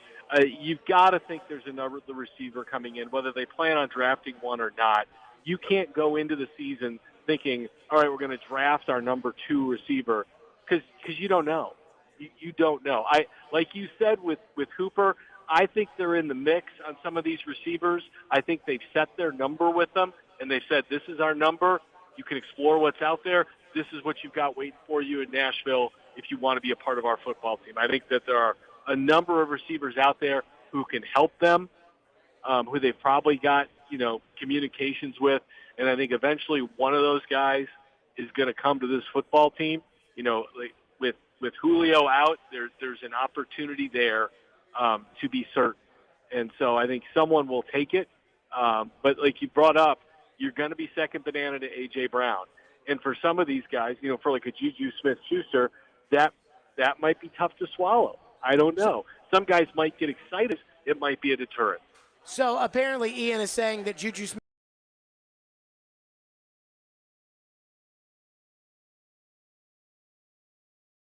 he and Mahomes' brother can get together in the offseason and work on TikTok moves. Well, that's kind of a strange move because, they've got Travis Kelce and they've got Tyreek Hill, and he will be limited in the amount of touches he gets. But that should show – I think that kind of says what the market was for him. It wasn't that great. Mm-hmm. Corey Curtis is our guest, News 2. Your reaction to Deshaun Watson going to the Cleveland Browns?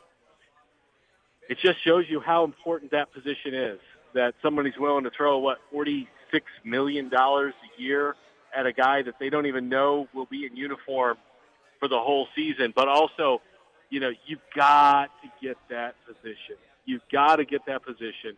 Cleveland's been searching for that position for as long as the Chicago Bears have been searching for that position. And so when you're in that spot, you do whatever it takes. And what was the trade package? Has that information come out yet? 3 ones and 2 picks that are not ones. They haven't specified what that's going to be. Yeah, look, if Deshaun Watson plays 10 years in Cleveland at the level that he played in Houston, it'll be worth it. It'll be worth it because they haven't had it. And, that's what you've got to have. And, you could argue right now he's he puts them in the conversation in the AFC North.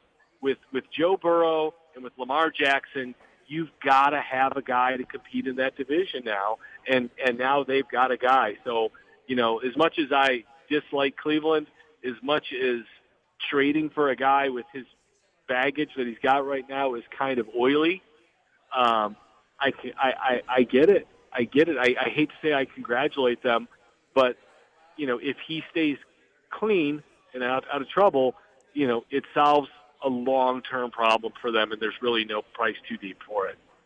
What's your hot take this week, Corey Curtis? Just if you want to know who, just ask the local sports guy for their bracket. It's that simple because you can burn them up after the first day. Just burn it up. Just burn. Okay, I had Kentucky in the final. It's over. It's over for the sports guy. Just burn it up. People ask sports people all the time, what do you think about such a – I don't know. Look, we can't predict St. Peter's to beat Kentucky. I'm sorry. If you say, I knew they were going to give them a game, you're kidding. Oh, I can't say that. Nobody can. Nobody can. Not even St. Peter's can. St. Peter's thought, hey, if we play our best game, we got a shot. Year 10.75. What? Whoa. What? 1 year, 10.75 for Juju Smith-Schuster? Whoa. $10 million for Juju Smith-Schuster. Don't know about the guarantees and the funny money, but that's all it has so far. Wow. What a joke. Wow, and the salary cap. The cap. They'll figure it out. Let's get your reaction again. The Titans have a tight end. I now have a new target. I'm circling it. I got some information on the target. There's one guy now in free agency. I'm thinking John Robinson. Get on the phone right now. I'll tell you next. Stillman & Company. It's ESPN 102.5 The Game.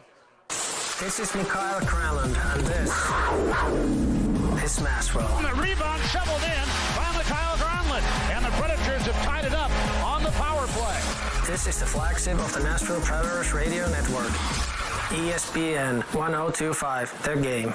At the law office of Amanda J. Gentry, we are committed to defending your rights. Being arrested doesn't have to be the worst day of your life. Being served with custody paperwork doesn't have to be the worst day of your life. It may feel that way, but if you have Amanda J. Gentry representing you, you can feel confident that you're going to have the best quality representation in all of Middle Tennessee. Amanda J. Gentry goes wherever justice demands. 615-604-6263. AmandaJGentry.com. Hey, it's Mike from Newton Chevrolet Buick GMC. It's March, and you gotta ask yourself one question. Do you feel lucky? Well, do you? We hope you feel lucky, because we're handing out luck all month long in Newton. We have great deals in both our sales and service departments. We have deals on the cars, trucks, and SUVs you've been looking for. That's not all. We're going to give you top dollar for your trade, and we're going to give you a great deal on your next car. Essentially, save you money and make you money at the same time. Thomas Jefferson once said, "I'm a great believer in luck, and I find the harder I work, the more of it I have." Well, at Newton, we're here ready to work hard for you to see if we're lucky enough to earn your business. Your luck can begin at home by starting your deal with Newton FastPass. Don't wait. Find your luck at NewtonChevroletBuickGMC.com. See website for details. No shame for the lame disclaim. Hey, it's me, Chase McCabe, and listen, you know that I love BetMGM. I use it all the time, and I talk about it all the time. They are the king of sportsbooks, and they unleash the spirit of Las Vegas with BetMGM rewards. Every time you make a wager at BetMGM, you can earn BetMGM rewards points that you can redeem for online bonus credits like free bets and risk-free tokens. If you're planning a trip to Vegas, like I am, you can also convert your BetMGM points into MGM rewards points that you can use towards dining, shows, and hotel rooms at over 20 MGM Resorts properties located on the Las Vegas Strip and nationwide. BetMGM Rewards is sports betting's premier loyalty program featuring exclusive offers, incredible experiences, and valuable perks when you wager on the BetMGM app. Sign up with BetMGM or log on today and get an even bigger piece of the action with BetMGM Rewards. Visit BetMGM.com for terms and conditions. 21 years of age or older to wager. Tennessee only. For problem gambling support, call the Tennessee Red Line at 800-889-9789. There's no better place to be on a Saturday night than Smashville. Join us on March 19th to watch your Nashville Predators in action against the Toronto Maple Leafs. Bridgestone Arena is sure to be a party, and you don't want to miss it. Single game tickets are available at NashvillePredators.com/tickets. Reserve your seats today to ensure you don't miss the next golden moment. It's your Preds against the Maple Leafs, March 19th, live from Smashville. Hit NashvillePredators.com/tickets to make sure you get a seat. That's NashvillePredators.com/tickets. ESPN's Turon Davenport breaks down the Titans like no other. On the field chemistry, I don't think it's going to be a problem. It's just going to be a process. Catch TD Mondays at 11, Thursdays at 3, and Fridays at 8. Plus, the Talking with TD podcast drops every Wednesday. When you draft players, it's not just for one season, it's for a career. Nashville's best sports talk. ESPN 102.5 The Game and the Game Nashville app. What's up, Nashville? This is Stephen A. Smith. You're listening to Nashville's best sports talk, ESPN 102.5 The Game. The Titans have a starting tight end, 1 year, $6 million on a prove-it deal for Austin Hooper, again coming off of a disappointed season in Cleveland. We just had Corey Curtis from News 2 on, and I asked Corey, I said, are you worried about the disappointing season in Cleveland? And he said, no. Now, everybody has this belief that the Titans need to draft a wide receiver in the first round. And I find it inevitable right now where we sit that the Titans will, in fact, draft a wide receiver in the first round. I believe, here's what I think. Again, I don't know, don't have any sourcing on this. I believe that the Titans view themselves as a team that is good enough now that they've got a tight end. We said yesterday, defense, fine. Offense, they needed a tight end and a right tackle, and I'm convinced that between Brewer and Radens, one of those guys is going to start at left guard. So I think they'll now feel fine on offense once they draft themselves a receiver. Running back, they have Derrick Henry. They still need to get a backup running back. Should have been Deontay Foreman, and apparently it's not, but that's okay. But I do not like the idea. Joe Rexrode said this on the show a couple days ago. He said that, because we asked him for his reaction to the Julio news, and he said they have to draft a wide receiver with the 26th pick. And he's not the only person that believes that. I don't like that. I do not like saying, okay, with the 26th pick, and we don't know who the 25 players that are going to go off the board before that, the Titans have got to go wide receiver in the first round. Because when the Titans are sitting there with the 26th pick, there might be a better player that's available for them to pick. There may be a future quarterback that is available for them to pick. And so if they're going to sit there and say, well, we're going to take a receiver at 26, then you could see receivers go off the board right before the Titans pick, and there's no more receivers there, and now what do you do? And even the guys that are signing prove-it deals will have already signed those prove-it deals before the draft, and you're almost in the same hole that they were in last year where they went into the draft needing to draft a wide receiver, and they left it with Des Fitzpatrick. Now, I don't care about Nick Westbrook-Akina, and I don't care about Des Fitzpatrick. Those are all depth guys. They don't matter to me. A.J. Brown, nothing. That's what they have at wide receiver. Now, it's better because it's A.J. Brown and it's Austin Hooper, and I like Austin Hooper. But there's one guy that I think the Titans need to go out and sign. And it would have been different had it been this time yesterday when Byron Pringle was still on the market, the wide receiver from Kansas City who could run. There are not any more wide receivers that I see when I look out here other than James Washington, the wide receiver from Pittsburgh, who can just absolutely run. But if I were the Titans on a 1-year, $1 million contract, league minimum, I would go get Danny Amendola from the Texans. Really? And I'm going to tell you why. Danny Amendola we know can fit in this offense because Danny Amendola has played in similar offenses before. He's also played, in Patriot-like organizations with the Patriots. Played in a Patriots-like organization with the Lions when they were coached by Matt Patricia. And last year, the Texans were trying to be a Patriot-like organization. Danny Amendola, as we all learned at the end of last season, is going to get open and catch the ball. He did that very well in the last game against the Titans. And while he's not dynamic at it, Danny Amendola can return punts. So he's going to be 36 years old, and he's probably looking at a team that could give him a chance.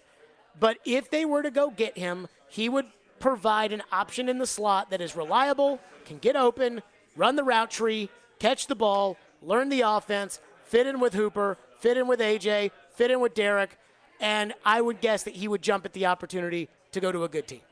So while I would love a burner, I think they can get burner in the draft. And I'm not going to sit there and say that, like Sammy Watkins is still out there. He could be a guy, he can run a little bit.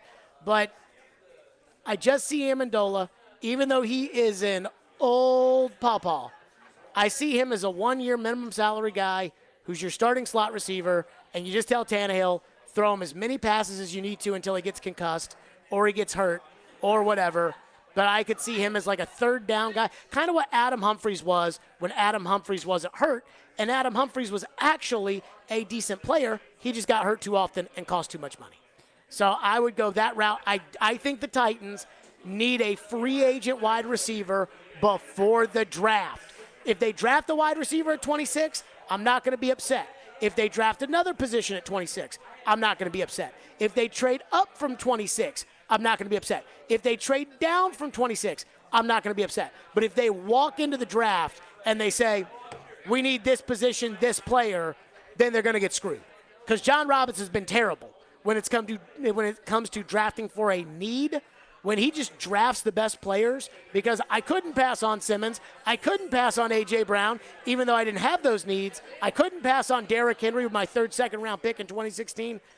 they end up doing a pretty good job. So that would be the route I would go. Well, picking up Danny Amendola, well, I like the idea of a veteran guy for a couple of reasons. One being that you do make a very fair point in that it would be difficult to entice a free agent to want to come to a team, especially a pass-catching free agent, to come to a team whose quarterback is not very good and that runs the ball very frequently. But for Danny Amendola's case, I mean, I'm sure he'll just go wherever he's accepted because he's 1,000 years old. But also, and the Titans have won. Like, the Titans have won a little bit. Yes.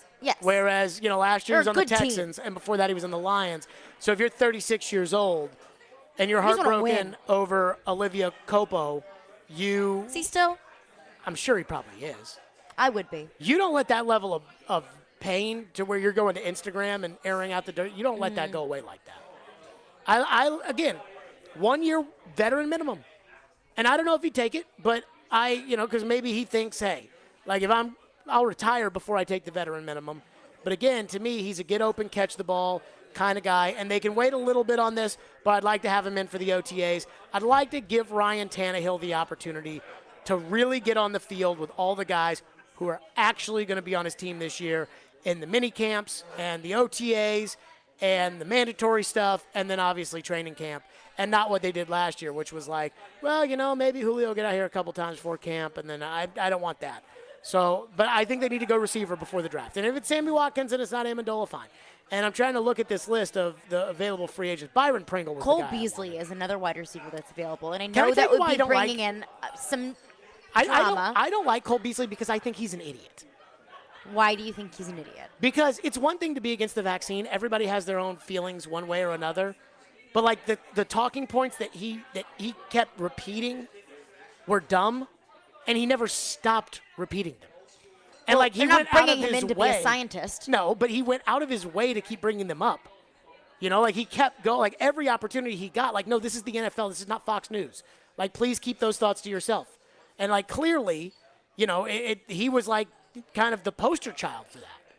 And so that's just how I feel about him. Like, you might feel differently about him. You might be like, I'm never listening to the show again after you said that. But I think Cole Beasley's kind of a moron. So I'm not interested in Cole Beasley. But That's I think just me. another thing with Danny Amendola is how much can the Titans really put on his shoulders? How much can they really count on him? All I'm saying is get open, catch a ball. He wouldn't be the first option. And it doesn't eliminate the need for a wide receiver in the draft. He wouldn't be the first option. He wouldn't be the second option. Probably wouldn't be the third option. But he'd be an option. And that's all I want is an option. And as long as it's what I don't on the want cheap. is I don't want a fourth down in Pittsburgh where my options are Chester Rogers and Nick Westbrook-Akina and Racy McMath. That's what I don't want. What else? What do we have in the text line? 615-737-1025 is our phone number. One texter texts in and says, what about someone like Mike Woods, wide receiver from Oklahoma in the third round? Watch some Oh, of my his God. reps What the, at the how, combine. how the hell do I know who that is? Next. Okay. Third round picks? Like, really? On March? What is today's date? The 18th? On March 18th, you want to ask about a third round pick? I don't even talk. We Titans don't have a second round pick. Nobody talks about third round picks. Like you don't even talk about the third round until the Friday of the third round. Like second round. Well, we're talking about several position groups that the Titans could pick in the first round. They don't have a second round pick. So the third round is a legitimate place where the Titans have to find a playmaker. Field Yates. Go take the third round, fourth round. Take your seventh round questions to Field Yates and Mel Kiper and those guys. And nobody talks about third round pick next. What's next? Third round pick. God, on March 18th. We're talking about wide receivers. He's asking about third round picks. I don't know. Who's a good seventh round pick? Okay, dramatic. Third round is not the seventh round. Hey, Titans started a seventh round pick 2 years ago. And on which week just one. Proves your point. Week one, they started a seventh round pick. Which just It was Chris Jackson, and it was not pretty. But it was the seventh round is not the third round. Again, you're being awfully elitist Oh about my the God! third round. Call a major radio station in America and start asking about third round picks. Call Boston, see what happens. Call New York. Call Philadelphia. Call real radio stations. Now the hee-haw stuff that I need Nashville honestly to really get away from. That is the third round pick talk right there. Unbelievable. 615-737-1025 is your phone number. We will get back to your thoughts. No more third round pick talk. If I hear anything beyond the first round or trading down into the second round, which I can have, but not second round players, but first round we can talk about in March. You got to give me until April 10th. When's the draft? Like the 29th? Late I April, believe that's don't know correct. The exact Yep. day. Okay. You got to give me until like April 15th before you want to start talking about second round. And you got to give me until that Friday after the first round before I can start talking about third round. 615-737-1025. FanDuel Sportsbook is my official sportsbook app. And if you bet Kentucky like I did yesterday, you're going to need to protect yourself against all the upsets in March with bracket parlay insurance on FanDuel Sportsbook. Right now, all customers can get up to $25 back each day if your parlay of 3 legs or more falls 1 leg short. The one thing I'm going to tell you about so far in this tournament is it looks like there's not going to be a lot of upsets, which means that the second round's probably going to be pretty similar, so I'd go with a lot of the favorites. And I'm especially feeling good about Tennessee against Michigan because I don't think Michigan's very good, and I don't think they played very well this year, and I think Tennessee is playing hot. Parlays are great because you can turn a small bet into a big payday. And with cash out, the ball's in your court, so you can close out your bet whenever you want before the game is over. If you're new to FanDuel, sign up with the promo code JGM, and then you can bet the bracket all tournament long. That's promo code JGM on the FanDuel Sportsbook. 21 and over and present in Tennessee. If exactly 1 leg loses, refund is issued as non-withdrawable site credit that expires in 7 days. NCAA Tournament SBK wager required. Restrictions apply. See terms at sportsbook.fanduel.com. Gambling problem? Call the Tennessee Red Line 1-800-889-9789. From Fox 17 News, this is a Code Red weather alert. I'm Fox 17 News Code Red meteorologist Dan Guthrie. Scattered showers and thunderstorms possible this afternoon and evening. A few of these could be strong to severe. Main threat is for damaging winds. This weather report brought to you by Hiller Plumbing, Heating, Cooling, and Electrical. Call the Happy Face Truck today. You need to hire? You need Indeed. Sponsor a post and instantly match with quality candidates whose resumes on Indeed match your job description. Visit Indeed.com/credit. It's Markdown Madness at Electronic Express. Bring the tournament to your living room with 4K TVs from Samsung, LG, Sony, Hisense, TCL, and more. We've also got huge savings in every department. Computers and gaming, smart home, housewares, mattresses, and more. Plus, save up to 40% on all appliances with up to 36 months free financing. Shop in-store or online with free express delivery on most items. Markdown Madness is going on now at Electronic Express. We make it happen. Jim Gaffigan Live in the Fun Tour. When you have kids, you lie to them all the time. You're like, you wouldn't like this ice cream. It's very spicy. March 30th, Bridgestone Arena. Tickets are on sale now at Ticketmaster.com. Produced by Outback Presents. Attention veterans of Middle Tennessee. Little Guys Movers wants to put your hard-earned skills and leadership talent to work with your very own Little Guys Movers franchise. Be your own boss and build a team with standards as high as your own, and all while serving your community with the same hustle that you served your country. Use your existing 401k to invest in yourself. Financing options are available. Start a fulfilling, profitable new chapter of your life as a member of a team with 30-plus years of growth and good times at LittleGuysFranchise.com. That's LittleGuysFranchise.com.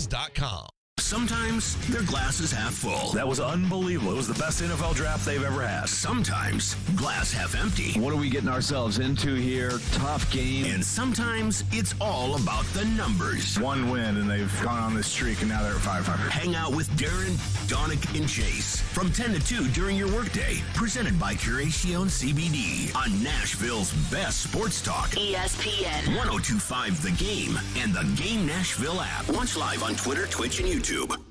You're listening to Stillman and Company. Delivered by Tristar Moving. I mean, yeah, we'll have to have a tight end at some point, so we don't play till September. Like we're going to work through the process here, and there's guys in the draft, there's guys in free agency, there's guys that are on our football team who played a lot of great snaps, who we're having some discussions with, and yeah, we're going to have a tight end, probably a couple. There you go. That was John Robinson, I believe, at the Combine, right, Ian? That is correct. Okay, John Robinson 2 weeks ago saying, yeah, we're going to get a tight end. I was skeptical. And by the way, I think we were allowed to be skeptical because they didn't get a tight end last year. So, and it was Jeff Swaim, their big tight end get in free agency. That's what I was worried about. Oh, God. But they got one. 1 year, $6 million for Austin Hooper. If you're just joining us, the other news of the day, Deshaun Watson to the Cleveland Browns. Now the question has to be, what happens to Baker Mayfield? Let's go to your phones, though. As promised, hey, ESPN 102.5 game is Nashville's official home of NASCAR. Tune in this Sunday at 1 o'clock for the Folds of Honor Quick Trip 500 at the Atlanta Motor Speedway. Also get set for the race with Chasing Checkers every Sunday at 8 a.m. What do we have in our phone lines? I don't know if this is Joe or not, but it sounds awfully like a Joe Rexrode take. It says, Jared, you're telling me that you think Nick Westbrook-Akina, who has showed up when his number was called and had double the production as a nobody, and you want to go sign old man Danny freaking Amendola? Get out of here. I mean, I didn't say that if I brought in Amendola that he would be ahead of Westbrook-Akina on the depth chart. I didn't say that. But I still don't consider Nick Westbrook-Akina a starter. And so I want as many options that I can get, and I want options in the case of Amendola that if I give him a minimum salary, he has a very specific role. Nick Westbrook-Akina does not have that role. Nick Westbrook-Akina does not return kicks or punts. Amendola does. Nick Westbrook-Akina, while he can play a slot, is not a slot, like a natural slot. Amendola has been that way for a decade. So, yes, there's a humongous difference between the two. I look at Westbrook-Akina and I think, okay, he's in the mix next year. But this is not, he did not break out last year. This is not Derek Mason after the 2000 season when he went from 6th on the depth chart to the Pro Bowl. It's Nick Westbrook-Akina, who is, a bottom of the roster player that made some plays last year and is still more of a bottom of the roster player than he is a top of the roster player. What's next? Another texter texts in and says, if you're looking at Danny Amendola, then you need to also look at Cole Beasley. That's fine. I mean, they're similar players. Beasley's going to want a lot more than 1 year, $1 million. Like, that's the thing. Amendola, you can get on the veteran minimum, I would assume.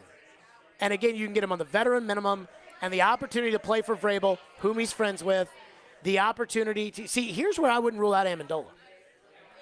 Tampa. Now, they've got Russell Gage, but Chris Godwin's going to come off that knee injury. No guarantee that Chris Godwin is going to be back right away. And to have him in that mix for Brady. Now, they've got Scotty Miller, who's very similar and younger to like the Amendola type, but it wouldn't surprise me if Brady said, hey, let's bring in Danny. And it's not like the Tampa Bay Buccaneers are necessarily setting themselves up for far in the future. No. I don't think an old guy necessarily scares them. If Tom Brady says, I want my guy from New England. I don't think any old guy scares any. Like, if you're a good team and a guy's old and you're paying him on a 1-year deal, I don't think that scares anybody. But that's the thing is the terms. Because I see a lot of texts in the text line saying, please, no, after Julio, no more 30-plus wide receivers, age 30-plus. But I think the biggest thing with Julio wasn't just his age. It was how much money. It was a pick. And the draft stock that the Titans gave to get Julio Jones. It was the pick. A 1-year league minimum deal is fine because you're getting a veteran wide receiver in, a guy that if he knows the offense, a guy if you think that you can depend on him, and it's on the cheap. Yeah, not old all, and expensive doesn't work. Not all acquisitions are the same. Like the idea of, the Titans need a wide receiver. Let's say the Titans sign a backup running back. Mm-hmm. And it looks like that guy that they signed from the 49ers, who we've never heard of, Trenton Carson or whatever. Cannon. Trenton Cannon, yep. Trenton Cannon. It looks like he might be the backup running back next year. Now, San Francisco, they can pull running backs out of their rear end, and they're all good. Like, think about Shanahan since he's been in Atlanta with Matt Ryan the year they were league MVP. They had Deontay Foreman and no. They had Freeman, Devontae Freeman. They had Devontae Freeman and Tevin Coleman, who were both ballers. Then he went to San Francisco. They've had Raheem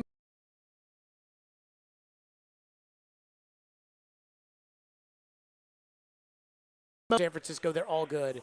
Like, that's why if this guy was at San Francisco, like, it makes sense. He knows the offense, and maybe he's – I had never heard of Dontrell Hilliard before. And I thought he was pretty good. And that would be a guy I'd be considering signing too if I were the Titans. Now, he fumbles the ball a little bit, but I would consider seeing if he would take a league minimum deal, and maybe that's out there. For a backup running back for on him the to cheap? return. Yeah, Dontrell Hilliard. He hasn't signed with anybody, I don't think. But I'm a little disappointed they let Deontay Foreman go. What next is out there? Another texter asked, what about Deshaun Jackson for a year? So I don't like Deshaun Jackson because I think he's got a bad attitude. And not that, like, the anti-Semitism, like, ranks higher on my list than other, really insensitive things people have said over the years because I'm Jewish. It really doesn't. But that was